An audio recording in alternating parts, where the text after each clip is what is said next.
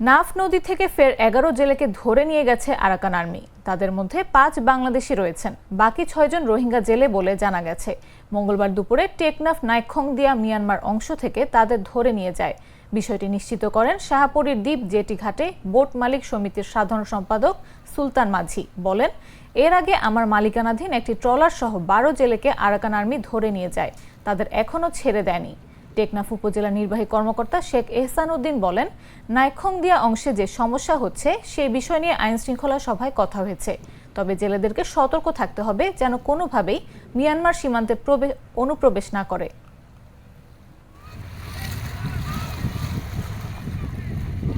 বর্গি মারতে চাইলেও হেঁটে যাওয়া পরে, জাল মারতে চাইলেও হেঁটে যাওয়া পরে, হেঁটু না নিয়ে রান্নার সূর্য এনে খাইবারে দে নোয়া নিলে খাই না পারে।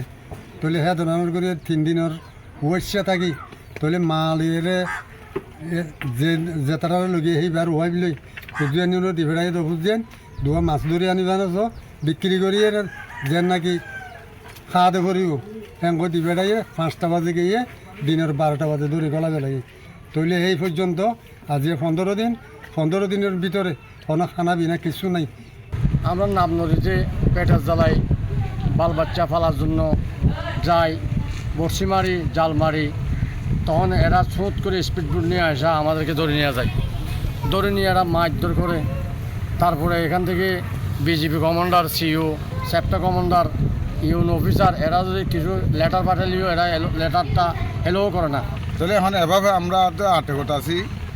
এখন আর জালও মারি পারি না, বরকিও মারি পারি না। বর্মার আরাকান আর্মি আমাদের খুব অরান করতেছে, দড়ি নিয়ে যায়। তারপরে এখন দড়ি নিয়ে এখানে মারধর করে, তারপরে এখন বট আতঙ্কত এভাবে যদি হলে আমাদের এখানে বাংলাদেশের এখন জাল, বরকি, কুড়া জাল এটা তো আমরা ওখানে আর দড়ি মাছ চলি পারবো না।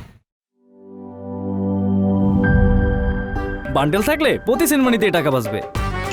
বিকাশ সেনমানি বান্ডিল কিনে জিতুন প্রতি লেনদেনে।